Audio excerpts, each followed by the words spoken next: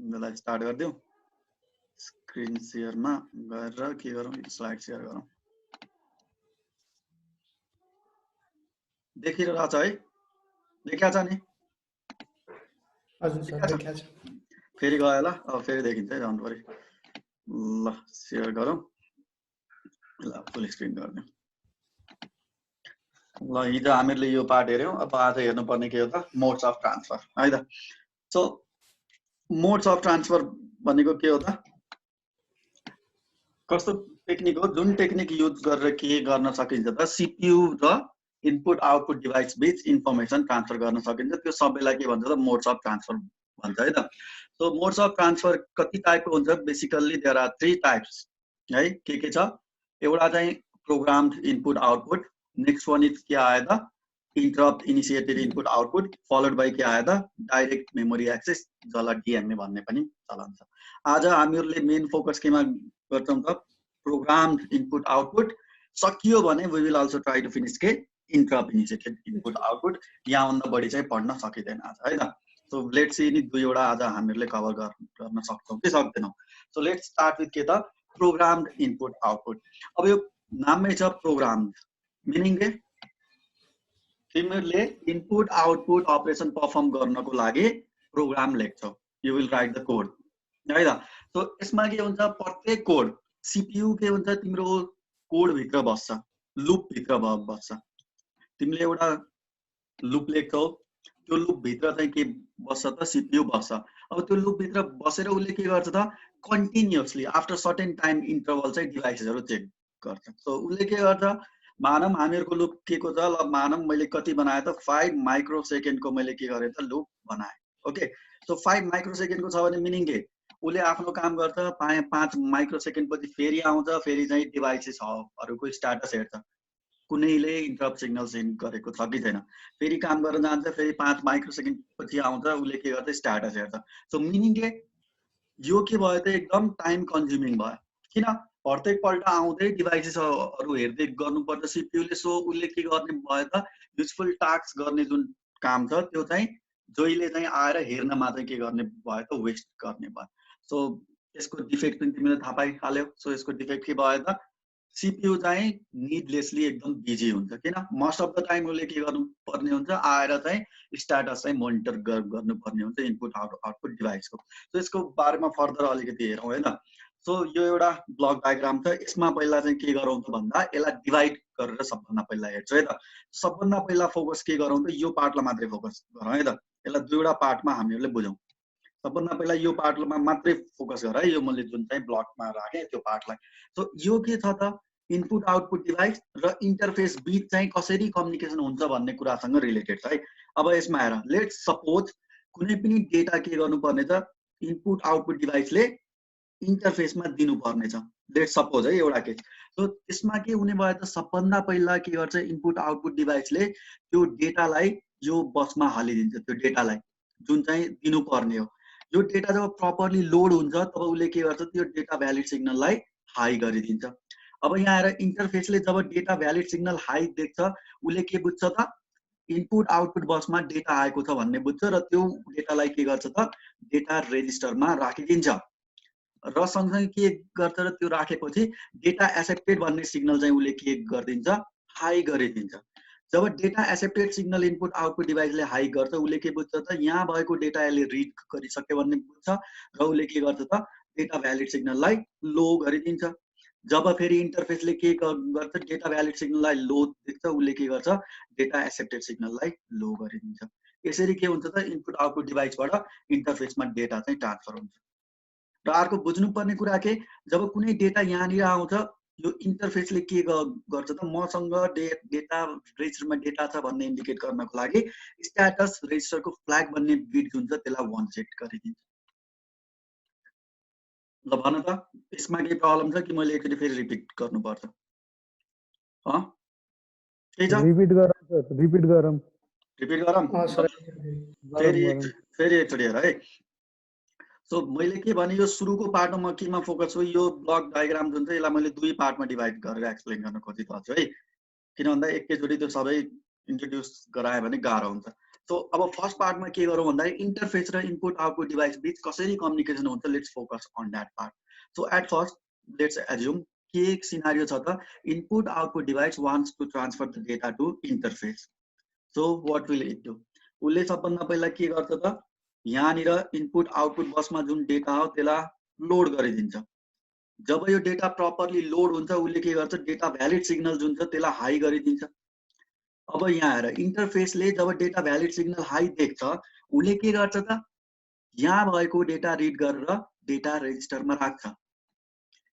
त्यही समयमा यो जुन स्ट्याटस रेजिस्टरको फ्ल्याग भन्ने बिट छ त्यो फ्ल्याग भन्ने बिटलाई के गर्छ, 1 सेट गर्छ र सँगसँगै डेटा एक्सेप्टेड सिग्नल पनि के गर्छ त, हाई गरिदिन्छ.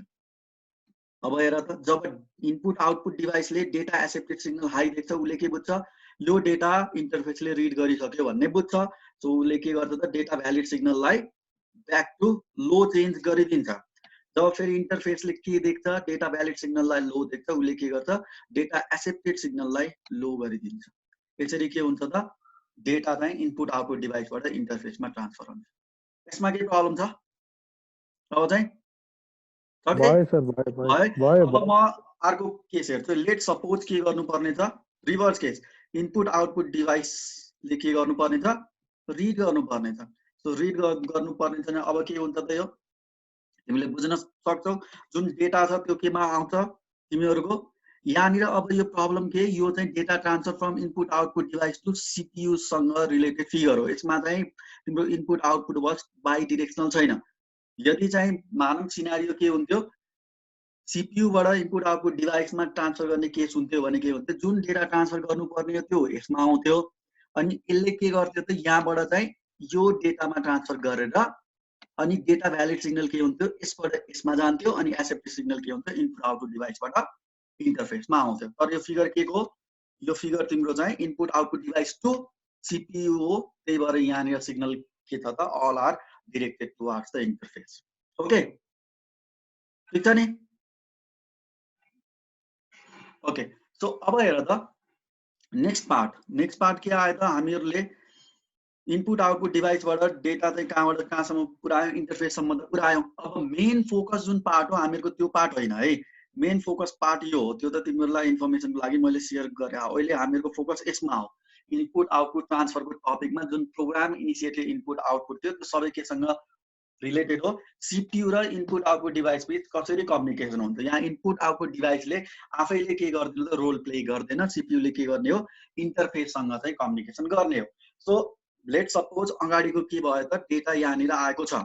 जब डेटा यहाँ हुन्छ, तिमीले अगाडिको एक्जाम्पलमा हेरिसक्यो, यो फ्ल्याग के सेट हुन्छ त, 1 सेट हुन्छ. यो फ्ल्यागले के रिप्रेजेन्ट गर्छ, डेटा रेजिस्टरमा भ्यालिड डेटा छ भन्ने कुरा चाहिँ रिप्रेजेन्ट गर्छ. सो सिपियुले जहिले पनि के गर्ने हो, यो त लुपमा हुन्छ, जहिले पनि यसले के गर्छ, continuously after certain time status register हेरै गर्छ. जब स्ट्याटस रेजिस्टरमा यो फ्ल्यागको भ्यालु 0 हुन्छ उसले के गर्छ, केही पनि गर्दैन, सर्टेन टाइमको लागि विथड्र गर्छ. त्यसपछि के गर्छ, आफ्टर सर्टेन टाइम फेरि ब्याक आउँछ र स्ट्याटस रेजिस्टर चेक गर्छ.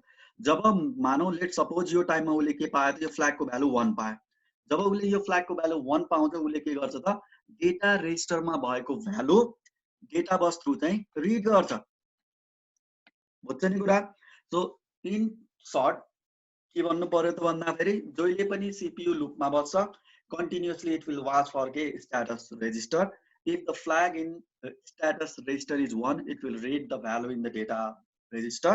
Otherwise will के गर्छ त, after certain time it will again loop back to read के status register. कहिलेसम्म, जबसम्म यसमा भ्यालु 1 आउँदैन. ल भन त, यसमा के प्रब्लम छ? सके? ल छैन भने अब यही कुरा यो लाई अब चाहिँ 0.5 छ. सो के स्टेप्सहरु छ त. फर्स्ट स्टेप के हो त, it will read the status register. त्यसपछि के, it will look for the flag bit. Flag bit के छ, and branch to step if it is not set. भन्नको मिनिङ स्टेप 1 के हो त, फेरि चाहिँ के गर्ने हो, स्ट्याटस रेजिस्टर रिड गर्ने हो. यदि यो सेट छैन फेरि स्ट्याटस रेजिस्टर रिड गर. यदि यो सेट छ भने उसले के गर्छ त, डेटा रेजिस्टरमा भएको भ्यालु चाहिँ रिड गर्छ. So these are the various steps in program input output mode. ठीक छ? सो अब यही कुरालाई चाहिँ हामीले के गर्न सकिन्छ with the help of flow chart पनि भन्न सकिन्छ। सो यहाँनिर चाहिँ हेर त यहाँनिर यो डेटा हैन है, यहाँनिर यो के हो त स्ट्याटस रेजिस्टर हो। सो फर्स्टमा के भयो, जहिले पनि वी विल रिड के status register. Status register read गरेपछि हामीहरूले के हेर्छौँ त यहाँनिर फ्ल्याग चेक गर्छौँ। फ्ल्याग 0 छ भने फेरि के जान्छ त माथि गएर फेरि we will look after the status register. If flag is set, अब हामीहरूले के गर्छौँ त स्ट्याटस होइन डेटा रेजिस्टरबाट हामीले के गर्छौँ त डेटा रिड गर्छौँ। डेटा रिड गरेपछि के गर्छौँ त मेमोरीमा ट्रान्सफर गर्छौँ। यदि चाहिँ रिड गर्ने अपरेसन सबै सक्यो भने अगाडि बढ्छौँ, अरू कुनै प्रोग्राम एक्जिक्युट गर्न थाल्छौँ। यदि सकेको छैन भने फेरि के गर्छौँ त माथि लुपमा गएर फेरि स्ट्याटस रेजिस्टर हेर्छौँ, सेट छ भने फेरि रिड गर्छौँ एन्ड सो अन। यो रिपिट हुँदै जान्छ जबसम्म के हुँदैन त कम्प्लिटली डेटा इनपुट आउटपुट डिभाइसबाट चाहिँ सीपीयूमा ट्रान्सफर हुँदैन। ल भन त सो यो प्रोग्राम इनपुट आउटपुटमा केही प्रब्लम छ के? सुतेको सबै? Okay let's move on.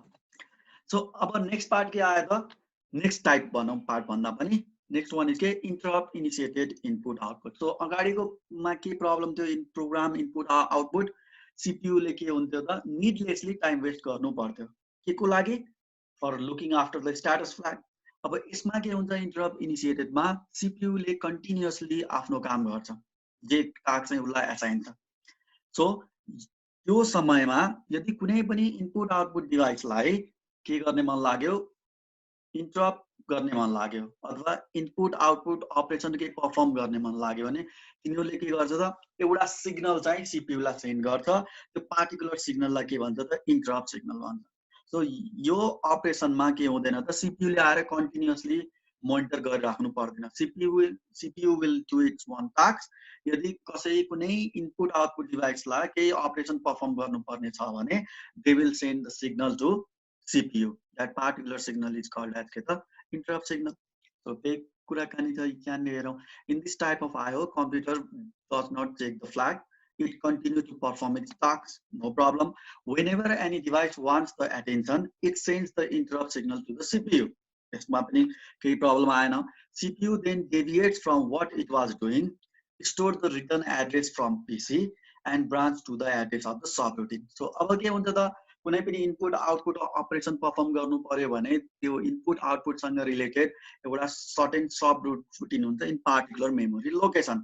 So सीपीयूलाई कुनै पनि डिभाइसले के गर्यो त इन्टरप्ट सिग्नल सेन्ड गर्यो भने उसले के गर्छ करेन्टली जुन काम गरिरहेको थियो त्यसको एड्रेस केमा आउँछ त प्रोग्राम काउन्टरमा आउँछ। So it will save the value of program counter to certain location and then it will diverted to कुन त्यो इनपुट आउटपुटको सब रुटिनमा। ओके सो अब जानु पर्यो के त टाइप्स। सो हामीहरूले के भन्यो इनपुट आउटपुटको सब रुटिनमा त जान्छ। सो त्यसको आधारमा we can divide interrupt into two types. के छ एउटा भेक्टर छ एउटा के छ त नन भेक्टर छ। यसमा बुझ्नुपर्ने कुरा एकदम सिम्पल छ। भेक्टरमा के हुन्छ त भन्दाखेरि जुन डिभाइसले तिमीलाई इन्टरप्ट सेन्ड गरेको हो त्यसैले नै कहाँनिर जाने कुन ठाउँमा गएर चाहिँ नेक्स्ट के टास्कहरु फेच गरेर एक्जिक्युट गर्नुपर्ने हुन्छ त्यो एड्रेस प्रोवाइड गर्यो भने दैट इज कॉल्ड एज के vector interrupt. So in short in case of vector interrupt, vector address is provided by the device which is sending the interrupt signal. अर्को हेरौँ त नेक्स्ट वान के छ त non vector interrupt. यसमा के हुन्छ त भन्दाखेरि जुन सुकै डिभाइसले इन्टरप्ट सेन्ड गरे तापनि we will be always branch to particular location. Suppose यहाँनिरबाट के छ मेरो सब रुटिन स्टार्ट छ भने नन भेक्टर हो भने जहिले पनि के हुन्छ त यही पोजिसनमा डाइभर्ट हुन्छ कन्टिन्युअसली। भेक्टरमा के भयो device will send it's one address कहाँनिर डाइभर्ट हुनुपर्ने एक्स भन्ने लोकेसन वाई भन्ने लोकेसन एन्ड सो भन। तर नन भेक्टर इन्टरप्ट छ भने के हुन्छ त जुनसुकै डिभाइसले इन्टरप्ट सेन्ड गरे तापनि सबै के हुन्छ त एउटै फिक्स्ड पार्टिकुलर लोकेसनमा ब्रान्च हुन्छन्। So this is the difference between के भेक्टर र नन भेक्टर इन्टरप्ट। ओके अब अगाडि जाउँ है त। सो त्यसपछि पार्ट के आयो त भन्दा प्रायोरिटी इन्टरप्ट। अब यहाँनिर कुराकानी के आउँछ भन्दाखेरि कुनै पनि सीपीयू छ सिस्टम छ त्यससँग अट्याच एउटा मात्रै डिभाइसेस हुँदैन। Just one input output device मात्रै हुँदैन, there are number of input output devices. र एउटा कुरा के ग्यारेन्टी गर्न सकिँदैन त सबै डिभाइसेसहरूले पालै पालो इन्टरप्ट सिग्नल सेन्ड गर्छन् भन्ने कुरा पनि ग्यारेन्टी गर्न सकिँदैन. So there can be the case when multiple device send the interrupt signal. So त्यो particular case आयो भने how to handle the multiple interrupt signal भन्ने जुन प्रब्लम छ त्यो प्रब्लम सल्भ के को हेल्पले गर्न सकिन्छ त प्रायोरिटी इन्टरप्ट को हेल्पले गर्न सकिन्छ. सो यसमा क्लियर छ व्हाट वी हैव इज के त प्रायोरिटी. सो यदि मल्टिपल डिभाइसेसहरुले एकैचोटी सेन्ड गरे भने हामीले के गर्छौं त we will assign the priority. कुनै डिभाइसलाई हायर प्रायोरिटी असाइन गर्छौं भने अरूलाई लोअर असाइन गर्छौं. अब यो प्रायोरिटी के को टर्ममा असाइन गर्न सकिन्छ भन्दा जेनरली के कन्सेप्ट छ भन्दा फेरि the devices with high speed are given higher priority and low speed are given के lower priority. So this is all about के त हामीहरुको प्रायोरिटी इन्टरप्ट है. अब यहाँनिर कन्टेन्ट यसो हेर्नु पर्दा there are number of input output devices attached to computer. We know it this. They are all capable of generating interrupt. Of course they are. They can send the interrupt signal to the CPU. When the interrupt is generated from more than one device, priority interrupt must be used to determine which device is to be solved first or is to be serviced first. Devices with high speed transfer are given higher priority and slow devices are given keta lower priority. Okay, अब priority assign गर्ने हामीहरुसँग two different ways छ. First one is with the help of software, जसलाई के भन्छौं polling procedure अथवा process पनि भन्छौं. Next one is with the help of hardware. So we can assign the priority in two ways, with the using software and using the hardware. Using software मा के आयो त polling techniques आयो. So polling techniques मा कसरी चाहिँ हामीले priority assign गर्छौं let's look है त. So अब यसमा के हुन्छ त भन्दा polling technique मा simply चाहिँ एउटा डायग्राम त म बुझाउन खोज्छु है पोलिङ टेक्निकमा. सो पोलिङ टेक्निकमा के हुन्छ त भन्दाखेरि हामीहरुसँग मानम we have number of devices है. मैले 3 वटा डिभाइसेस मात्रै लिए. There can be number of device. So सबभन्दा पहिला मानम व्हाट वी हैव इज कीबोर्डलाई मैले के गर्न खोजिरहेको छु I am assigning the highest priority. त्यसपछि अर्को के छ त माउस छ. माउसलाई मैले के गरे सेकेन्ड प्रायोरिटी. त्यसपछि व्हाट वी हैव इज ल प्रिन्टरलाई मैले के गरे थर्ड प्रायोरिटी. अब चाहिँ यहाँ के हालम त ल जोयस्टिक राखौं. जोयस्टिकलाई मैले के गरे त लिस्ट प्रायोरिटी दिए. So in case of polling procedure जहिले पनि उले के गर्छ त यहाँ लेखेकै छ there is one common branch address for all interrupt. भन्नको मिनिङ कीबोर्डले इन्टरप्ट पठाए पनि माउसले इन्टरप्ट पठाए पनि यो के थियो हामीहरुको प्रिन्टरले इन्टरप्ट पठाए पनि जोयस्टिकले इन्टरप्ट पठाए पनि जहिले पनि के हुन्छ एउटा कमन लोकेसनमा नै डाइभर्ट हुन्छ. So this is common location. So अब ब्रान्चिङ गरेपछि उले के गर्छ त the branch address contain the code that polls the interrupt sources in sequence. The highest priority is tested first. मैले यो असाइनमेन्ट गर्ने बेला के गरेको थिए कीबोर्डलाई highest priority assign followed by mouse followed by printer र फलोड बाइ के त जोयस्टिक भनेको थिए. सो जहिले पनि के गर्छ त कुनै चारवटा मध्ये जुनसुकै डिभाइसले इन्टरप्ट सिग्नल पठाए तापनि जहिले पनि हाम्रो प्रायोरिटी लिस्टमा हाईएस्ट हुन्छ कीबोर्ड छ. कीबोर्डलाई हामीले सबभन्दा पहिला सोध्छौं is the interrupt signal sent by you. यदि चाहिँ अब कीबोर्डले सिग्नल सेन्ड गरेको रहेनछ भने हामीहरु केमा जान्छौं त माउसलाई सोध्छौं.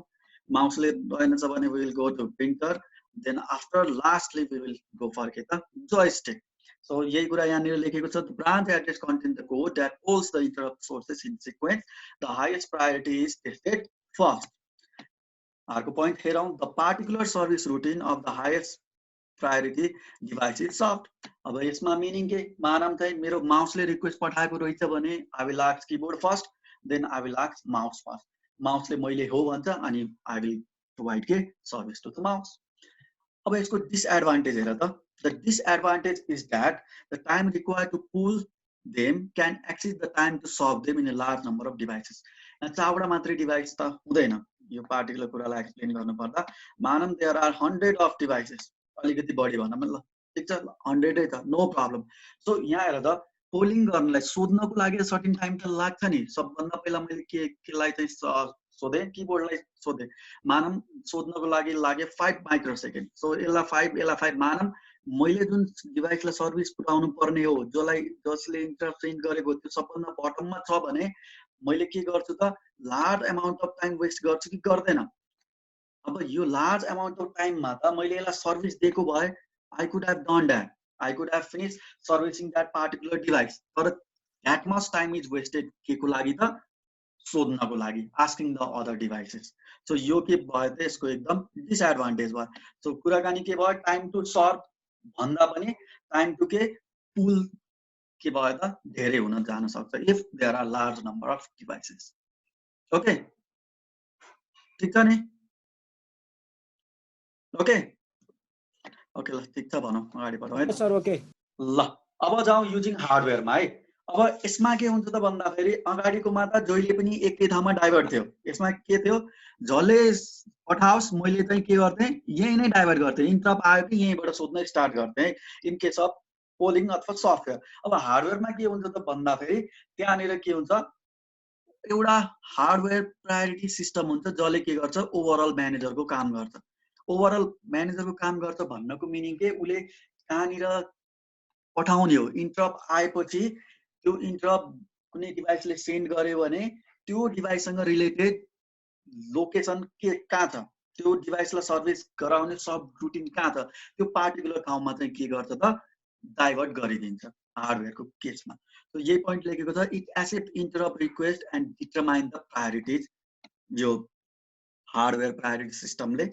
अनि अर्को यसले के पोइन्ट लेखेको छ भन्दा, to speed of the operation each interrupting devices has its own interrupt vector. Interrupt भेक्टरको मिनिङ के हो त भन्दा एड्रेस अफ सब रुटिन, जहाँनिर के छ त्यो डिभाइससँग रिलेटेड इनपुट आउटपुट गर्नको लागि चाहिने इन्स्ट्रक्सनहरू एभाइलेबल छन्। त्यसपछि अब के आएको छ त भन्दाखेरि अर्को पोइन्ट हेरौँ, no polling is required, all the decisions are established by hardware priority interrupt। Meaning के भयो, यसमा कुनै पनि पुलिङ चाहिएन, किन मैले सोध्दैन, डाइरेक्टली के हुन्छ त तिमीहरुको हार्डवेयरले नै जुन डिभाइसले इन्टरप्ट सेन्ड गरेको त्यही डिभाइसले नै के गर्छ त, it will send its vector address to. Okay, अर्को के पोइन्ट आएको छ भन्दाखेरि यो जुन हार्डवेयर वेले प्रायोरिटी असाइन गर्ने जुन तरिका छ, it can be done in two ways, either using serial connection or using के त parallel connection।